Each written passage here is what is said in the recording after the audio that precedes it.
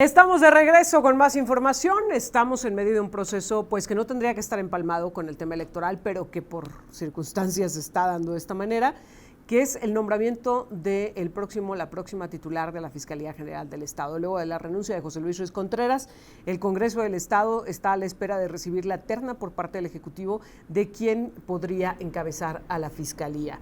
Y primero hablemos del momento y luego de los perfiles.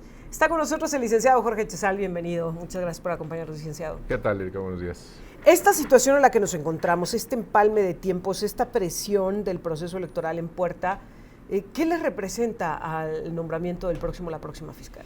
A ver, aquí hay varias cuestiones que habría que considerar.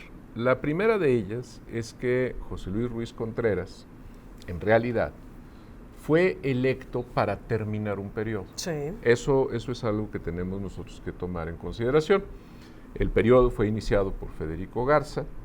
Federico Garza presenta su renuncia y el procedimiento ante la renuncia de un fiscal, que es justamente el momento también que estamos viviendo, y ahorita lo voy a mencionar en función de lo que decías del Congreso del Estado, tiene varias etapas. La primera etapa es lo que va a suceder hoy en el Congreso del Estado, que es la declaratoria de vacancia de la Fiscalía. Sí. Es decir, hay que declarar que la silla está vacía. Que la silla está vacía.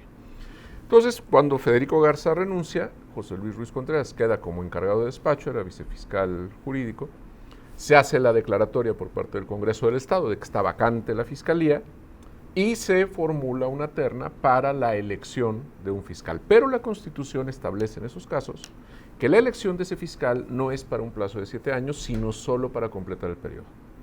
Por lo tanto, la elección de José Luis Ruiz Contreras lo llevaba a un cargo reducido, vamos a llamarlo así, del ejercicio de la Fiscalía. Más corto, digamos, que el periodo ordinario. Ajá.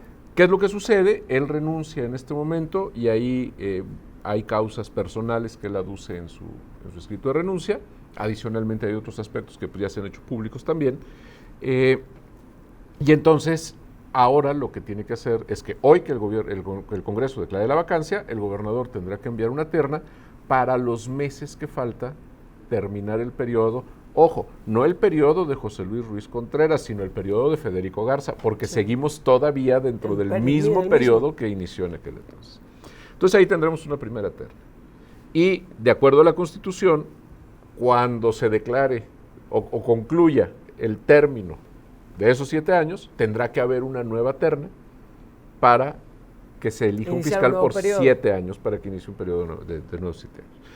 Eso permite que en este momento José Luis Ruiz Contreras, que sale de la Fiscalía, pueda ser postulado en esa segunda terna. Sí, por supuesto.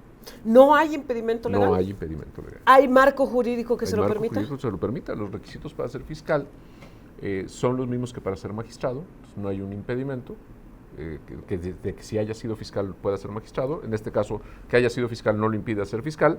Lo que está impedido es a una reelección para un periodo inmediato. Pero tenemos una terna de por medio que sería para terminar el periodo de Federico Garza, y entonces ahí ya no va a participar. Así es, ya no. Así que ahí sería absurdo porque pues entonces no se hubiera ido, hubiera concluido.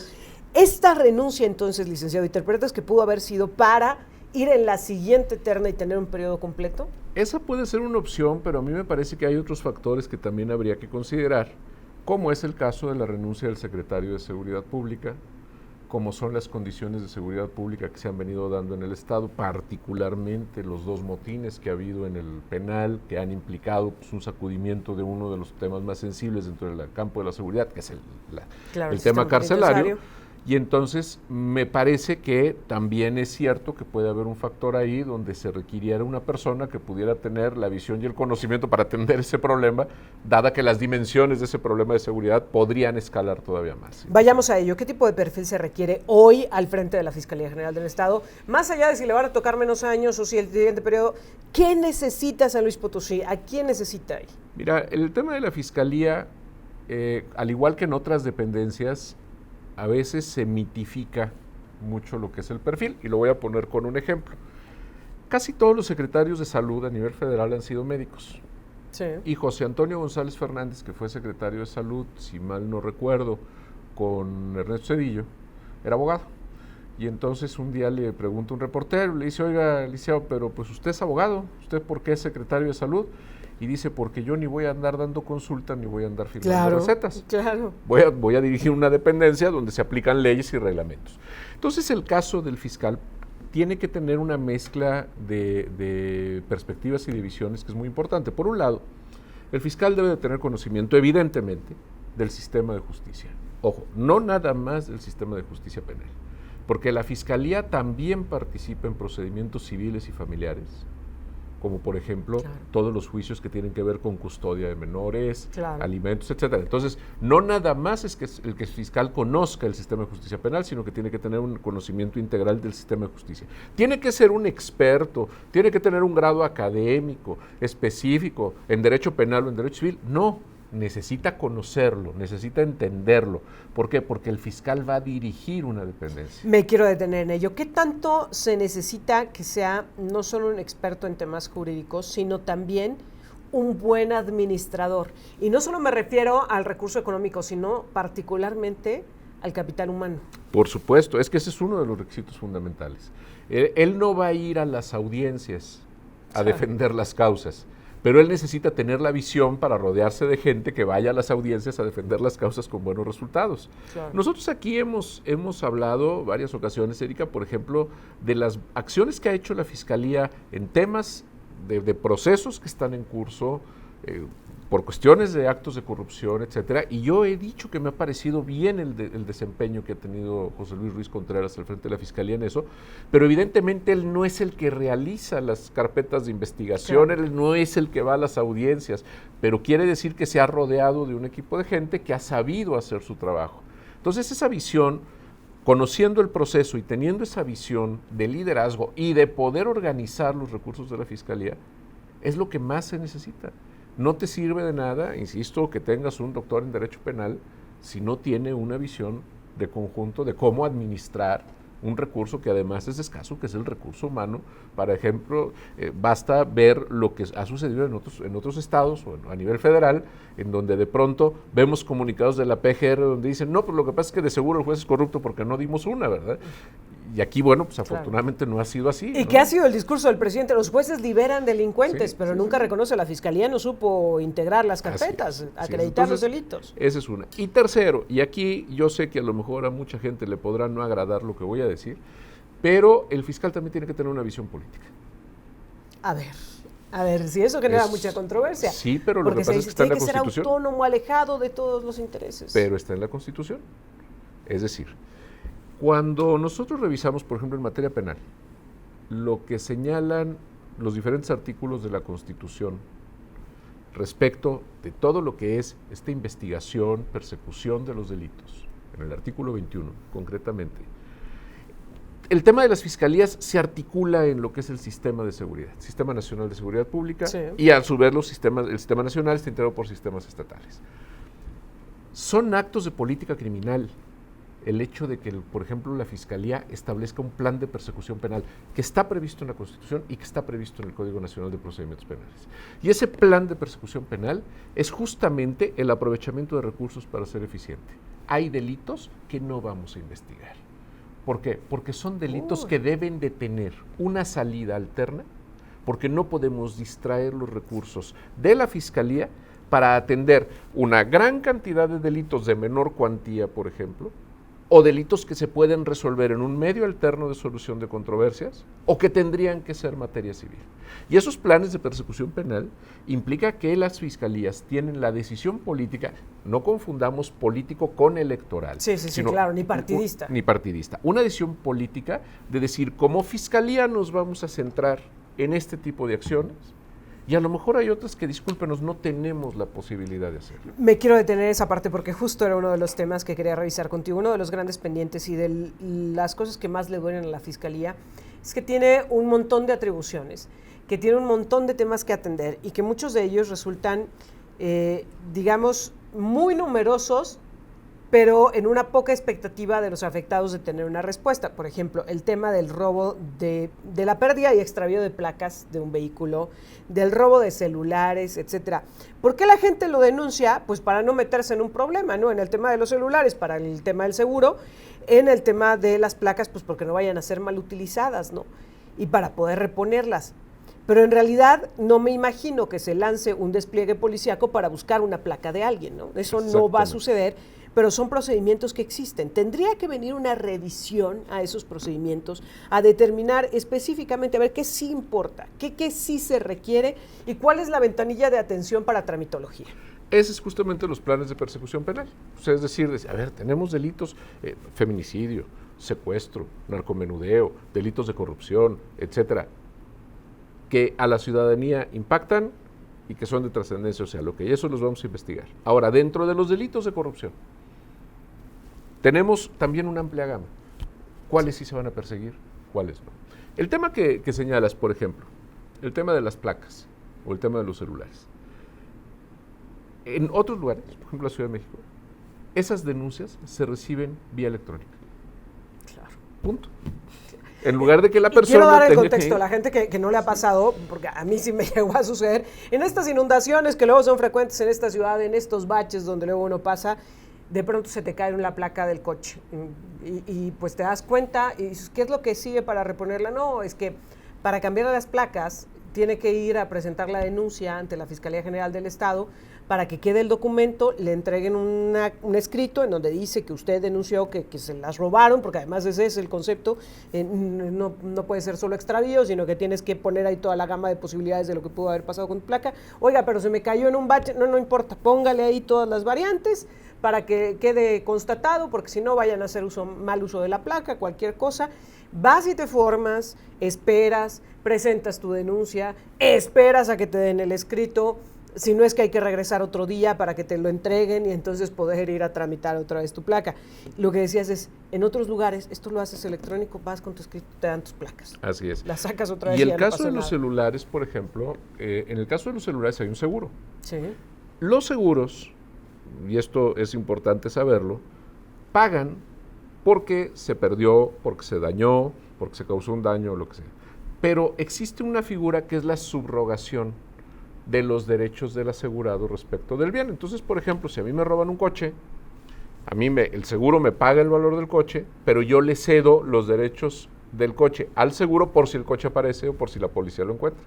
Bueno, lo mismo pasa con los celulares. Yo te puedo asegurar que las compañías de telefonía celular no andan exigiendo la búsqueda de los celulares pese a que se hayan subrogado de los derechos. Sí. Está la denuncia y ellos lo deducen como una pérdida dentro de sus estados financieros. Pero que por lo pronto cobra burocracia, insisto, exacto. No va a salir un policía a buscar una placa de un coche, no va a salir un despliegue policíaco, eso no va a suceder.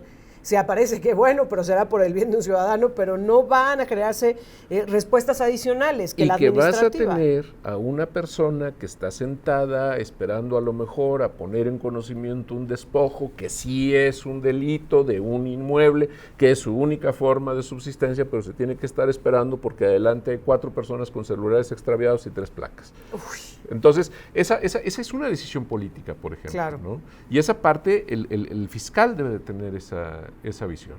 ¿Para qué? Para poder encontrar la mejor solución a la mayor cantidad de problemas que ameriten esa solución. En la Constitución hay una regla que dice que las penas deben de ser proporcionales al bien jurídico de que se trata. Si nosotros escaláramos los bienes jurídicos hacia abajo, en los códigos penales, y colocáramos la vida como el bien más máximo, preciado, y de ahí escaláramos los diferentes delitos hacia abajo, resulta que llegaríamos a un punto en donde habría delitos con pena negativa.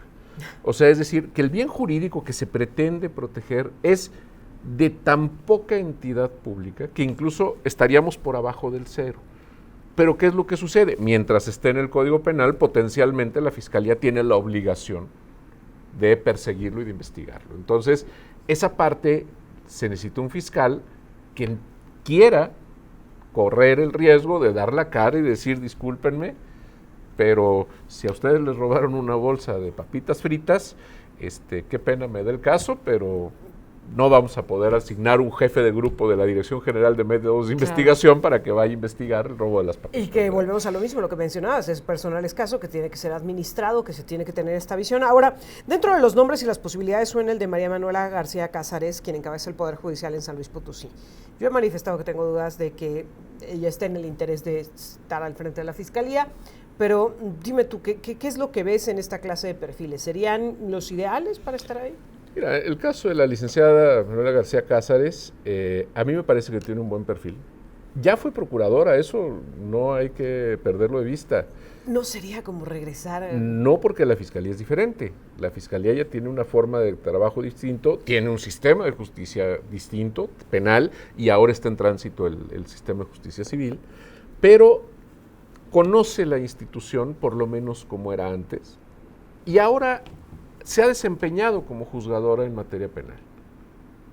Y el hecho de que además presida el Supremo Tribunal de Justicia le da una visión también de conjunto en esas otras áreas en las que decimos que la Fiscalía... A lo mejor ya vio que le duele a la Fiscalía, ¿no? Es. Entonces, en ese sentido, a mí me parece que el perfil puede ser bueno. Que si a ella le puede interesar o no, no sé. Habría que preguntarle a ella. Ella ya dijo de principio que no. El gobernador parece que insistió en una declaración, dijo que iba a proponer a ella. Y pues quién sabe si a lo mejor es una oferta que uno puede rechazar, ¿no? En determinado momento, si la mandan en la terna y el Congreso le elige, pues ella tampoco tendría mucho problema en poder pedir una licencia al cargo de magistrada y terminando este periodo de meses que ocuparía la Fiscalía, pues se puede regresar a la magistratura y yo no le veo ningún problema. ¿Qué más? ¿Qué perfil, insisto en ello, ya nos has dado algunos datos, algunos puntos que tendrían que estar cubriendo? ¿Qué más se necesita para ese personaje que llegue a la Fiscalía General del Estado de San Luis Potosí? Hablábamos de esa parte política, es decir, de esa visión de política de Estado para poder tomar esas decisiones, y a la vez tendríamos que agregar también dentro de una vertiente política, pero un poquito distinto o modulada de una manera diferente, tendría que tener también una visión política respecto del entorno social, porque algo que le falla luego a la Fiscalía es comunicar. Claro. Y eso es importante porque el tema de la seguridad pública, y lo hemos hablado en muchas ocasiones, es un tema de percepción. ¿Qué hace la Fiscalía para comunicar? Publica en su página de internet, ya hicimos esto lo hicimos bien, etcétera. Sí. Pero nada más, o sea, los ciudadanos no se meten al internet para decir, ¿qué andará haciendo la Fiscalía? Vamos a checar a ver qué triunfos tuvo la Fiscalía. No, tendría que tener una visión de saber o de entender lo que quiere recibir de información la ciudadanía y buscar canales de comunicación. Porque resulta que todas estas preguntas que me estás haciendo en buena medida se relacionan con que pareciera que siempre las fiscalías son malas. Sí, claro. Y que la percepción es que cada vez que tenemos la oportunidad de que cambie el fiscal vamos a encontrar a un semidios que venga a ocuparse de la fiscalía, cuando en realidad a lo mejor es bastante más sencillo, pero la percepción de la gente es otra. Claro, sin duda. Oye, hablando de percepciones y de realidades, hablemos también, no quiero dejar de lado el tema, estaremos atentos a la presentación de la terna por parte del gobernador, de la decisión del Congreso y de lo que está por venir, que por cierto, pues ya no les queda mucho tiempo, tendrán que hacerlo. ¿Crees que lo saquen antes del 2 de junio? Yo creo que sí, porque de hecho la declaración de la vacancia... si no se va volviendo cada vez más absurdo, ¿no? Ya le van a dejar el cargo 3 días. No, y además, bueno, ahorita está la vicefiscal jurídica a cargo de la institución, pero ahí no hay que perder de vista que con todo y que la licenciada Citlali Sánchez Servín es una persona muy capaz y que yo creo que perfectamente puede sacar adelante la institución, lo cierto es que políticamente tiene un peso que hay una vacancia. Sí, y si claro, se declara la vacancia hoy por parte del Congreso, como está programado en la sesión del Congreso del día de hoy, es muy difícil también para ella el poder conducir una institución si no está sólida la posición. ¿Por qué? Porque aquí pasaría lo siguiente, como la Constitución establece que declarada la vacancia se mandará una terna, entonces, si la terna no se manda rápido y se deja correr el tiempo con la ocupación temporal por el vicefiscal jurídico, al interior de la misma institución le va a faltar un poquito esa calidad de mando frente a sus compañeros de trabajo. Y luego se vienen delitos electorales, Así etcétera. Entonces, me parece que sí es muy conveniente que la terna se mande muy rápido. Bueno, no te puedo dejar ir sin preguntarte porque esta semana la Barra Mexicana Colegio de Abogados a nivel nacional, tú la encabezas en el estado de San Luis Potosí, hizo un planteamiento muy claro con respecto a esta reforma judicial de Andrés Manuel López Obrador, a muchos aspectos que tienen que ver justamente con el impacto al trabajo y a la labor y a la independencia, dice la Barra Mexicana, del Poder Judicial. ¿Qué es lo que ustedes perciben? ¿Cuáles son esas amenazas? Mira, dentro de la Constitución mexicana, existe en el artículo 17 un una mención muy importante respecto al Poder Judicial. El Poder Judicial administra justicia y dice de manera pronta, completa, imparcial, etcétera, etcétera. Pero luego viene un agregado, un párrafo más abajo, 2 párrafos más abajo, donde dice que la ley garantizará la plena ejecución de las sentencias de los tribunales y su independencia. Y esta independencia judicial es lo que está en riesgo justamente con esta reforma que se pretende al Poder Judicial. Por un lado tenemos esta creación de este tribunal disciplinario que se está queriendo incorporar, en donde los jueces podrán ser juzgados por lo que ellos juzguen. Sí. Los jueces son juzgados por sus acciones administrativas, por su conducta como servidores públicos, pero los procesos de responsabilidad de los jueces no pueden incidir respecto de los criterios que ellos emiten. Los criterios de los jueces que se contienen en sus sentencias son analizados en recursos, es decir, de un juez de primera instancia revisa la sala del Supremo Tribunal de Justicia en vía de apelación, de la resolución de apelación resolverá un tribunal colegiado en amparo directo. Pero hay caminos, hay recursos procedimentales, pero no puede un tribunal de disciplina venir a decir a usted lo vamos a castigar porque fíjese que no nos gustó el criterio con el que resolvió. Sí, es justo lo que te iba a decir, ¿es una especie de amenaza? Es una amenaza, claro, por supuesto. A la autonomía que tienen los jueces. A la independencia que deben de tener los jueces. Los jueces deben de estar exentos de cualquier tipo de presión externa. Por eso, por ejemplo, existe un catálogo de impedimentos, ¿no? Cuando un juez está impedido para resolver de un asunto, dices, pues es que sí es familiar de una de las partes. ¿Por qué? Porque o le cae bien su pariente y le ayuda o le cae mal y lo frega, ¿no? Cualquiera de las dos. Pero cuando tiene un juicio similar, pues por supuesto que si él tiene un juicio que está siguiéndole en lo personal en cierto sentido y acá le toca resolver uno parecido, pues va a resolver a como él quisiera que se resolviera el de él. Esos impedimentos garantizan la independencia. Pero otras cosas que garantizan la independencia es justamente que la propia Constitución, cuando te habla del Poder Ejecutivo, te dice que el Poder Ejecutivo se deposita en una persona, que es el presidente de los Estados Unidos mexicanos. El Poder Legislativo se deposita en un Congreso General, dividido en 2 cámaras, 128 senadores, 500 diputados. Un diputado por sí mismo, un senador por sí mismo, no tiene ningún valor. Tienen que actuar en grupo. Claro. ¿Por qué? Porque la Constitución lo dice.